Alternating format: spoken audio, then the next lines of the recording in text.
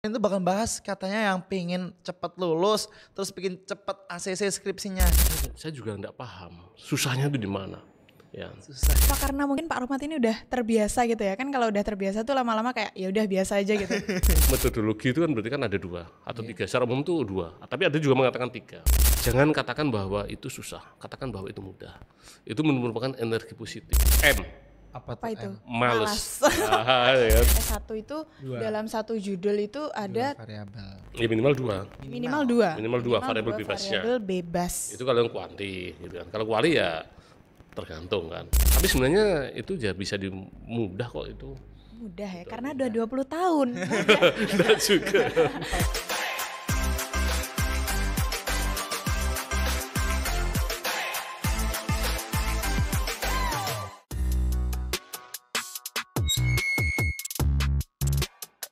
Halo Mafeps, balik lagi di Pinsa, podcast inspiratif ekonomi dan bisnis Islam UIN 1 Tulungagung. Di episode kali ini seperti biasa bareng aku Tivanda dan juga Aku Al yang bakal nemenin di Pinsa kali ini. Nah, ngomong-ngomong di Pinsa kali ini tuh bakal bahas katanya yang pengen cepet lulus, terus pengen cepet ACC skripsinya. Nah, sekarang kita sama Pak Rohmat. Saya dulu dong Pak Rohmat buat Sobat Mafep di YouTube-nya Febi UIN 1. Halo para sobat UIN 1 Febi yang sedang ngambil mata kuliah skripsi ataupun nulis artikel. Ya, selamat ya datang di podcast kali ini. Oke. Ya. Kita di sini bakal ngomongin katanya yang biasanya tuh yang paling dekat buat mahasiswa yang katanya bikin pusing tuh satu Pak. Apa? Itu metodologi. Iya, iya metodologi penelitian. Ya betul banget. Itu gimana sih Pak menurut Bapak tuh metodologi Metodologi penelitian itu? menurut Bapak Rohmat. Kalau ngomong tentang metodologi penelitian, saya tuh nggak ngerti ya apa ribetnya bagi mahasiswa. Padahal metodologi penelitian itu menurut saya adalah mata kuliah yang menurut saya luar biasa, enjoy. Gitu. Itu yang pertama ya. Yang kedua, saya juga nggak paham susahnya itu di mana. Ya. Susahnya di Padahal kalau menurut saya itu ini kan apa baik-baik saja. Artinya itu kalau mahasiswa benar-benar mau membaca, mau belajar, kemudian juga mau mencari contoh-contoh. Itu insya Allah enggak ini sebenarnya ya susah gitu kan. Ya cuman ya itu tadi kan saya nggak sampai sekarang saya masih belum tahu nih susahnya itu di mana itu kan. Apa karena mungkin Pak Rohmat ini udah terbiasa gitu ya? Kan kalau udah terbiasa tuh lama-lama kayak ya udah biasa aja gitu. Kalau persoalan terbiasa sih enggak juga ya. Ya memang ini balik lagi kan. Kalau ngomong tentang metodologi penelitian itu sebenarnya mahasiswa harus tahu dulu kan. Harus tahu dulu apa sih metodologi penelitian itu. Jadi kalau udah tahu gitu kan, kalau udah tahu ya insya Allah ngerti kan. Ada pepatah yang mengatakan bahwa tak kenal maka tak sayang. Itu kan. kenalan dulu sebenarnya Kenalan dulu sama metode. Jadi harus tahu dulu gitu kan metodologi penelitian seperti apa gitu kan. Ya memang saya juga nggak ngerti ya bukan hanya di sini gitu kan, di beberapa kampus. Iya. Saya juga dulu di beberapa kampus ya, dulu saya di S1 saya di UNER gitu kan, teman-teman saya yang pinter-pinter itu banyak yang ngulang. Saya juga heran, padahal saya yang biasa-biasa ya kan. Saya nggak ngulang gitu kan. Nilai saya bagus. Ya, ini kan kalau saya melihat sebenarnya saya amati metode penelitian itu sebenarnya kalau kita mau harus tahu dulu kan apa sih metode penelitian, apa sih sebenarnya. Kita ikuti alurnya, gitu kan. Insya Allah bisa mudah kok. Gitu. Mudah berarti. Nggak ada kata susah tuh nggak ada. Nggak ada. Tapi ngomong-ngomong nih Pak ya, jenis-jenis dari metopen ini biasanya metodologi penelitian biasanya disingkat metopen ya Pak ya. Boleh ya Pak metopen gitu. Biasanya jenis-jenis dari metopen ini apa aja sih Pak, dan gimana biar kita tuh tepat gitu milih jenisnya? Secara umum metodologi penelitian. Jadi kalau saya mengatakan metodologi dengan metode ya. Oke. Kalau tadi Mas Al sama Mbak Vina nanya kan, saya berapa lama saya sudah berkecimpung di metodologi penelitian. Saya tuh sebenarnya kalau Anda tanya saya tentang metodologi penelitian, saya sudah 20 tahun. Wow, 20 tahun ya. Saya sudah 20 tahun. 2 bulan Mbak sudah 20 tahun. Oke. Ya, saya sudah 20 tahun dan saya juga ada buku juga, sudah metode penelitian yang juga menjadi bestseller gitu ya. Ya, saya herannya yang mengutip itu malah bukan mahasiswa sini banyak kan malah mahasiswa luar. Gitu kan. Iya. Tapi balik lagi kan, jadi metodologi itu kan ada dua ya, ada dua istilah, metodologi dan metode. Sebelum kita menentukan, sebelum kita menetapkan jenisnya apa, itu namanya metodologi. Jadi kalau ngomong metodologi, itu mata kuliah benar. Gitu kan. Iya. Karena nanti yang dipelajari di mata kuliah, saya kebetulan juga mengampu mata kuliah metodologi penelitian bagi anak-anak manajemen pariwisata dan anak-anak manajemen bisnis syariah semester ini. Oke. Jadi kalau metodologi itu kan berarti kan ada dua atau tiga. Secara umum itu dua, tapi ada juga mengatakan tiga. 3 ya. Ya, ada yang mengatakan tiga, ada yang dua. Ya, tapi sebenarnya sama. Secara umum itu kalau misalnya dua itu apa? Jenis kuantitatif sama jenis kualitatif. Kualitatif. Ada yang ketiga itu adalah jenis yang campuran. Oh. Tapi campuran atau mix itu saya tidak pernah ngajarkan. Artinya saya sendiri juga belum pernah. Ya, karena itu levelnya di atas udah di atas doktor lah. Oke. Gitu kan. Saya juga kepengen ini dan itu betul lama gitu kan. Nah, kemudian tadi bertanya apa sih sebenarnya kuantitatif itu balik lagi ke passion gitu kan. Saya tidak bisa mengatakan saya tidak enak ini atau ini, enggak, itu passion saja. Yang bisa merasakan passion itu adalah Diri sendiri ya. dirinya sendiri kan. Mahasiswa sendiri. Kalau teman-teman nanya Pak Rahmat apa gitu kan, passion saya kuanti. Tapi saya juga belajar wali sekarang, begitu. Jadi kalau Pak Romasdi itu sukanya kuanti ya, yang itu angka ya Pak berarti berkaitan sama. Itu identik dengan statistik, Oh kan. ya gitu. Tapi sebenarnya itu bisa mudah kok itu. Mudah ya, karena udah 20 tahun. Enggak juga. Kalau kita 2 bulan masih Nah, maka saya katakan ke teman-teman gitu kan, ketika di kelas gitu kan, teman-teman atau di manapun saya mengatakan, ketika saya ngisi seminar atau apa itu saya katakan, jangan katakan bahwa itu susah, katakan bahwa itu mudah. Itu merupakan energi positif. Oke, law of Sehingga itu tidak ketika kita ngomong susah itu menjadi antibody. Nah, ketika ngomong sudah susah itu nanti tertanam di benak kita, di alam bawah sadar kita, bahwa kalau kita mau susah ya susah, ya susah bener susah gitu, gitu ya. Iya. Kalau saya mau mengatakan ini mudah bener gitu kan, ya saya mengatakan ke teman-teman untuk mengatakan bahwa metode penelitian mudah itu, saya mengatakan bahwa tanamkan ke dalam jiwa kita, alam bawah sadar kita, mengatakan bahwa is easy. Isi. Oke, Gitu. berjalannya Mudah, begitu. hukum law of attraction ya Pak. Iya, harus begitu. Tanamkan itu ya. Ya, kita pura-pura bisa lah. Pura-pura bisa. Itu benar, saya mengatakan pura-pura bisa, kita pura-pura pinter. Nanti akan terpaksa pinter. Secara nggak langsung ya Pak. Nah, begitu kan. Kalau kita ngomong pura-pura bodoh, ya bodoh bener kan. Oh, aduh jangan ya. Jangan ya mahasiswa ya, jangan ya Mafeps ya. Bapak kalau bedain metode yang kualitatif sama Kuanti. kuantitatif. Itu Jadi kalau membedakan sebenarnya mudah ya. Kalau jenis kuanti, gitu kan. Kalau jenis kuanti itu biasanya judul ya. itu didesain atau disusun based on literatur. Based Based on literatur. Literatur itu diperoleh untuk menyusun sebuah hipotesis. Oke. Gitu. Nah, apa itu hipotesis ya? Nanti dibaca buku saya ya. Bapak, BTW bukunya judulnya apa? Metode penelitian ekonomi Islam, konsep dan penerapan. Oh, Asik. Dicari dengar ya nanti. Maaf Feb. Coba kalau yang satunya cara bedanya. Tadi udah ya? Yang kuanti kan. Iya. Ya, yang kual belum? Kalau yang kuali itu biasanya, gitu kan, dia itu mengkonstruk. Judul itu mengkonstruk sebuah teori biasanya. Oke. Gitu kan, mengkonstruk atau membangun sebuah teori. Contohnya seperti apa Pak? Judul contoh kuali gitu. Kuali misalnya strategi. Oh, strategi. Misalnya dia ada subjek mayor, ada subjek minor. Gitu kan. Misalnya strategi pengembangan pemasaran gitu kan, pariwisata di mana, itu kuali. Oke, seperti itu. Tapi kalau kuanti biasanya hipotesis biasanya. Oke. Hipotesis atau tapi di literatur gitu. Misalnya yang kebanyakan sampai wali juga saya ya, sampai wali misalnya pengaruh X ke Y, pengaruh X1, X2, X3, Y melalui Z, itu biasanya kuanti. Atau analisis komparatif misalnya, analisis perbandingan sebelum dan sudah COVID, itu biasanya pasti kuanti. Oh gitu. Gitu kan, komparatif atau deskriptif gitu kan. Jadi sebenarnya hal itu mudah kok sebenarnya, dari judulnya udah terlihat. Kelihatan ya. Udah terlihat dia kuanti atau kuali. Tuh, Maaf Feb. Jadi Gitu. itu gampang banget bedainnya ya TV ya berarti ya. Ya, bisa dilihat dari judulnya aja. Judulnya udah kelihatan. Kuanti atau kuali Kuali. seperti itu. Nah, Pak, biasanya kan dalam melakukan sesuatu pasti ada tantangannya termasuk untuk melakukan metodologi penelitian, melakukan penelitian seperti itu. Kira-kira tantangan utama dalam melakukan penelitian oleh seorang peneliti itu apa, Pak? M.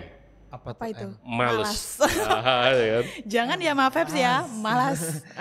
Ya. Oke, betul ya. Kalau kita masuk kayak ngapa-ngapain tuh nggak bakal terjadi gitu ya, Pak. Cuman saran saya satu. Apa? Jadi kalau Anda bukan tipe ekstrovert, jangan sekali-kali riset kualitatif. Jangan sekali-kali riset kualitatif. Kualitatif kalau bukan orang Ekstrovert. ekstrovert. Ya, betul. Mengapa begitu?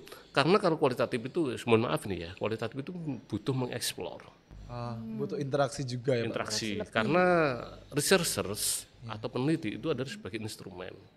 Oke. Ya, nggak mungkin kita memeriksa sebuah data ketika kita itu bukan kita adalah tipe introvert.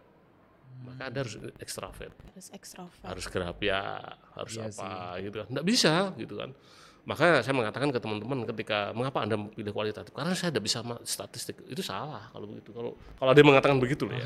Saya mengatakan itu salah gitu kan. Sebenarnya tinggal kita kalau ekstrovert kita harus berani ambil itu juga karena kita kan butuh data yang kita harus Iya. ekspor gitu ya, Pak. Ya? Ya, namanya probing kan, misalnya seperti probing kan. Probing itu misalnya saya naik ke Mas Al misalnya. Menurut Mas Al gimana ini? Bupati yang kemarin tuh. Aduh. Menurut saya jangan ya ini. Nah, nanya aja berapa puas misalnya. Lumayan sih. Nah, itu harus dikejar. Dikejar lumayan yang gimana gitu? lumayan tinggi atau Lumayan.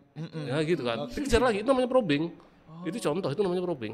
Jadi ketika misalnya ada seorang peneliti nulis sebuah tulisan, itu lumayan Pak. Itu pasti belum memberikan kontribusi apa-apa terkait tentang penelitian. Maka dia harus memprobing. Maksudnya lumayan itu lumayan baik atau lumayan Gitu. bawah gitu kan. Itu namanya probing. Oke, mungkin kita sambil minum dulu kali ya. Boleh. Biar agak santai dulu Pak Rahmat, Santai boleh dulu. diminum dulu Karena Bapak. pembahasan kita hari ini agak berat ya, metodologi Iya. penelitian. Berat sih enggak gitu kan. Enggak ya, karena udah 20 tahun guys. Berat, kalau 20 tahun diminum dulu Bapak. Ya. Sambil seduh dulu ya. Iya. Kayak punya Pak Rahmat masih panas. Oke. Jadi diminum nggak nih Pak? Ya ini kan yo dari apa Anu. sariawan nih. Oke. Oke, kalau masih nunggu biar dingin dulu ya, Tip. Mm-mm. Lanjut dulu ya. Boleh, lanjut. Lanjut minum Bapaknya. Oh iya. Oke, mungkin lanjut ya Pak ya. Oke. Ini nih Pak, kriteria ini biasanya yang intinya nih awal-awal kriteria nentuin judul. Yang menurut Bapak tuh paling mantep gitu. Kalau pengalaman saya ya kriteria menentukan judul itu biasanya pertama itu kalau kuanti ya. Kuanti itu mahasiswa itu saya wajibkan untuk baca. Oke. Itu kan. Saya baca apa? Artikel ya terkait tentang judul-judul atau tema-tema yang dia minati. Gitu kan. Gitu. Jadi kita baca artikel yang mau kita angkat gitu. Resume, harus membuat resume. Ya, mungkin teman-teman misalnya kayak kalian berdua misalnya nanya, ya kan? Coba nanya yang saya ngajar apa ini metode penelitian tuh. Ampun tuh mahasiswa itu dengan saya. Padahal saya juga enggak. Ya. Cuma saya kepingin membiasakan bahwa mahasiswa itu membaca artikel jurnal dan jurnalnya itu bukan jurnal yang terakreditasi. Iya. Gitu kan. Yang bagus. Nah untuk mengetahui itu kan kriterianya pertama adalah dari jurnal. Ya. Ya, jurnal itu kan nanti berapa banyak sih di searching itu banyak itu. Misalnya judul yang misalnya apa gitu kan, misalnya terkait misalnya customer loyalty misalnya tentang apa kepuasan pelanggan misalnya. Itu di searching banyak itu ada ribuan ya. Coba cari apa, masuk lagi ke bidangnya apa yang diminati misalnya tentang Islamic Bank misalnya. Gitu. Di situ kalau dari sisi apa literatur. Iya. Kalau yang kedua misalnya dari sisi fenomena. Fenomena. Fenomena itu faktual sekarang terjadi. Iya, iya. Misalnya pariwisata syariah apa sekarang yang lagi booming misalnya. Sekarang yang lagi booming adalah terkait tentang green economic. Terkait tentang apa ini ekonomi hijau. Itu yang menarik gitu kan. Nah, itu coba di search terusnya. Oh, ternyata sedikit. Oh, itu teman-teman bisa masuk. Gitu kan. Itu kalau fenomena. Terus yang berikutnya apa ya? Jadi kalau yang berikutnya berarti berdasarkan literatur, fenomena atau nanya kepada ahli, pakar, kira-kira siapa atau apa sekarang lagi booming gitu kan. Nah, syaratnya harus res. Nice. Apa tuh? Res itu R itu apa? Indian gitu enggak? Bukan. Jadi Minim Inggris nih Pak saya. jadi apa harus sistematis dulu kan? Sistematis malu. Nah, harus sistematis dulu kan. Jadi kriteria itu pertama harus sistematis. Kan. Yang kedua bisa direaktualisasi, itu reaktualisasi, diaktualisasikan dalam sebuah tulisan. Gitu kan. Oke, harus sistematis gitu ya Pak. Ya. Jadi biasanya boleh dong Pak tips cara menentukan fokus utamanya yang dapat mempengaruhi penelitian gitu. Jadi sebenarnya fokus penelitian. Jadi kalau Anda nanya saya tentang fokus ya Mbak, kalau sama masalah sama Mbak Vinda saya nanya itu kan. Kebalik ya. Mbak Al aja Jadi kalau ngomong tentang fokus penelitian itu saya jadi kemarin tuh saya mau protes juga sama yang ngasih ke saya gitu kan. Fokus penelitian apa gitu kan. Kalau ngomong tentang fokus penelitian tuh identik dengan rumusan penelitian untuk riset kualitatif. Oke. Nah, ternyata ketika saya belajar fokus penelitian itu apa maksudnya? Oh, ternyata yang dimaksud adalah apa tadi? Untuk mempengaruhi itu. Jadi judul itu ya. Jadi judul itu ketika orang baca judul itu sudah tergambar. Oke. Ya kan? Jadi judul itu sudah tergambar. Melihat judul itu sudah di benak kita sudah tergambar apa rumusan masalahnya, metode penelitiannya sudah apa, kemudian apa, literaturnya apa, udah tergambar. Contoh nih misalnya kan. Misalnya kalau yang kuantitatif misalnya pengaruh marketing mix dan kepuasan terhadap loyalitas. Berarti di benak kita, kalau judul seperti ini maka rumusan masalahnya adalah pasti itu. Berarti rumusan masalahnya adalah apakah marketing mix berpengaruh terhadap loyalitas pelanggan. Itu yang pertama. Yang kedua, apakah lokasi berpengaruh terhadap loyalitas pelanggan. Itu udah kan. Kalau udah itu baru kemudian metode penelitian kalau pakai seperti ini berarti dia kuantitatif. Berarti kalau ini biasanya ini kan jenisnya riset jenis asosiatif. Kalau asosiatif biasanya kan itu biasanya regresi. Kalau regresi maka softwarenya bisa pakai SPSS, BK pakai Fuse dan seterusnya. Oke. Itu kalau yang kuanti. Kalau kuali tadi juga demikian. Misalnya strategi pengembangan diversifikasi produk apa terhadap apa. Ya. Kalau judul seperti itu berarti bagaimana? Itu kuali pasti. Kalau kuali kita tentukan jenisnya case study, etnografi atau apa. Kalau case study maka dia pakai model Merz dan Habermas gitu kan. Kalau etnografi berarti pakai Spratley. Jadi ada pos-posnya sendiri. Ya, kayak kemarin mahasiswa saya ketika itu saya marah gitu. Ngomong case study tapi dia alat bedahnya beda, enggak sesuai. Oke. Bapak berarti judul tuh juga bakal mempengaruhi ke belakangnya juga ya? Pasti itu. Kalau gini Pak, katakanlah kita pakai judul ini, terus tiba-tiba semakin ke belakang tuh kayak kadang nyeleweng nggak jelas pembahasannya kemana gitu loh Pak. Ya kalau nyeleweng nggak jelas berarti harus balik lagi kan. Revisi ya berarti. Revisi ya jelas. Berarti jangan sampai kita nyeleweng ke pembahasannya. Jadi kita patenkan intinya dulu itu apa gitu ya Pak berarti. Jadi kan harus dibuat outline-nya dulu. Oke. Outline-nya itu berarti kan ada namanya proposal itu kan. Gitu. Oke. Pak, berarti kalau kata kunci tadi udah ya Tip ya? Udah, kata kunci udah. Yang belum apa biasanya? Yang belum itu apa? Pak, biasanya kalau judul tuh ada yang satu variabel, dua variabel, tiga juga. Itu kalau menurut Bapak yang buat kita mahasiswa yang enak dan yang kasarnya lebih efisien lah buat kita, tapi tetap bagus. Itu enaknya pakai berapa variabel Pak? Kalau S1 itu variabel bebasnya minimal 2. Minimal berarti? Minimal 2. Satu berarti nggak keanggap ya Pak ya? Nggak boleh, itu zaman mbah kita. Bukan nggak keanggap. Nggak boleh. Nggak boleh, itu kalau kuati. Nah, kalau kuali beda lagi. Kuali itu berarti harus ada subjek mayornya ada berapa, subjek minornya ada 2 misalnya begitu. Oke. Berarti idealnya kalau S1 itu Dua. dalam satu judul itu ada Variabel. Ya minimal 2. minimal dua. Minimal dua variabel bebasnya. Variabel bebas. Itu kalau yang kuanti gitu kan. Kalau kuali ya tergantung kan. Gitu. Itu kalau Kedalamannya seperti apa. Oke. Minimal 2 ya Pak? Minimal 2. Tapi kalau kita ngambil 3 atau Itu bagus gitu kan. tapi bakal beresiko ke berikutnya nggak Pak? Maksudnya semakin sulit atau semakin gimana? Kalau menurut saya enggak, resikonya semakin bagus. Oke. Berarti semakin banyak variabelnya juga semakin bagus dan semakin bagus. mendukung kita ya Pak? Betul. Gitu. Oke. Aku baru tahu nih ya. Soalnya kalau dipikir-pikir kan enak yang simpel ya Pak ya. Tapi kadang yang simpel juga belum tentu itu bagus juga. Karena Iya. semakin informasi yang kita dapat itu semakin bagus juga untuk penelitian kita. Ya, gitu. betul. Terus gimana sih Pak cara menentukan judulnya biar audiens itu tertarik gitu? Ha-ha.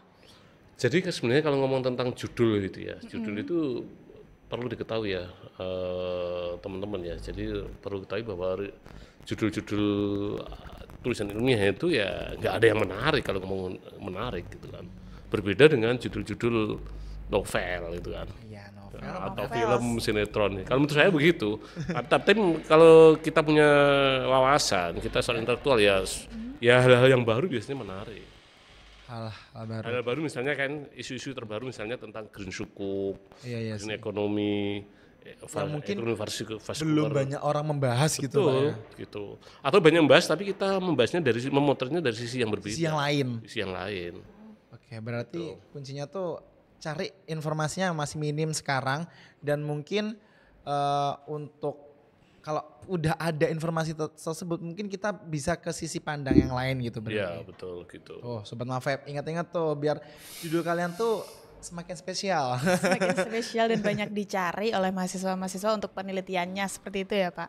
Oke, terakhir ya Pak, boleh dong kasih harapan Bapak untuk Mafebs. Apa intinya Apa? tuh Intinya tuh- kayak amanat mungkin Pak, Iya, biar amanat. cepet-cepet atau gimana tuh. Ya ini aja. Juga Ya. untuk Closing Mafebs. statement. Ya, ya itulah. Jadi kalau teman-teman mahasiswa Ya. FEB gitu kan, ketika mengerjakan skripsi atau mengerjakan riset Ya. itu pertama harus tentukan dulu, petakan dulu dirinya passionnya kemana. Oke, ketahui Kalau dia passionnya di kuanti ya jangan dipaskan kuali. menyiksa diri malah nanti. Atau passionnya dia di kuali jangan di kuanti. Gitu. Seperti saya juga begitu.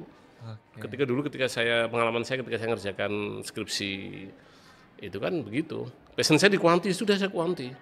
Gitu kan. Nah, kalau teman-teman kuali ya kuali. Itu ya terus apa lagi kira-kira? Itu ya. Berarti intinya jangan maksain kehendak yang mungkin kita nggak fashion di bidang itu Iya, tersebut. betul. Oh, Iya. ingat-ingat Harus tuh. sesuai, jangan maksain. iya, sesuai kapasitas diri Mafeb sendiri. Jadi jangan menyulitkan ya. Gitu. Kalau biasanya tuh jangan elok-elok temen. Ya, biasanya melak-melak temennya. FOMO nih ya, FOMO biasanya mahasiswa-mahasiswa sekarang kan terkena fenomena FOMO gitu ya Pak. Temen deketnya ikut kuanti, ikut kuanti, padahal mungkin bukan fashionnya. iya seperti itu. Itu yang mungkin mempersulit Mafeb sendiri, iya. Mungkin di Pinsa kali ini cukup itu saja yang bisa dan harus Mafeb ambil intinya yang bisa diserap ya. Banyak banget tadi dari Pak Rohmat yang mungkin nginfoin gimana cara judulnya biar cepet ACC yang spesial juga. Mungkin itu saja dari aku Alex Dan aku Tivanda. dan Bapak Rohmat. Bye-bye di Pinsa berikutnya. Wassalamualaikum warahmatullahi wabarakatuh. Jangan lupa saksikan Pinsa di Febi Win 1 Tulungagung.